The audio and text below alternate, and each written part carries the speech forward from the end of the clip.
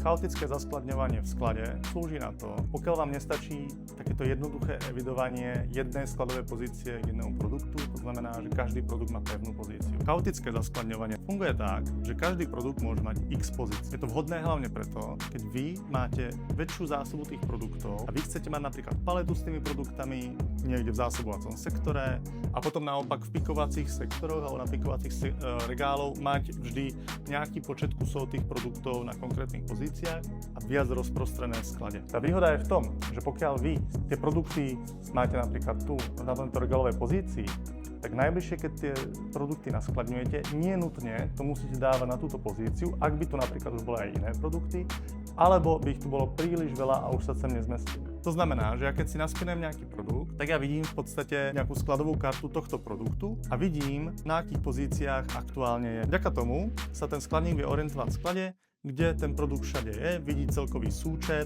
a konkrétne pozície. Ak ho chcem ale naskladniť na nejakú úplne inú pozíciu, tak to môžem spraviť jednoduchým naskenovaním toho produktu a cieľovej pozície a tým sa tam uloží. Teraz keď sa znova pozriem na ten produkt, tak už tie pozície sú tam 4. Vďaka tomuto dokážete optimalizovať ten sklad viac a šetriť tak trošku priestorom.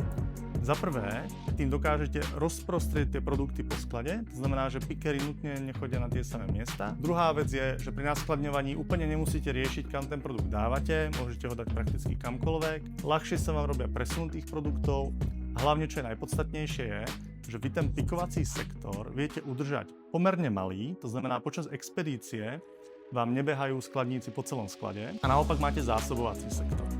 A do toho pikovacieho sektoru si tie produkty prenášate až vtedy, keď to reálne potrebujete. To znamená napríklad, keď vám príde nejaká objednávka, my vám dáme návrh na presun z zásobovacieho sektoru do pikovacieho sektoru. A až vtedy tam ten produkt presuniete a dovtedy tam nemusel vôbec byť.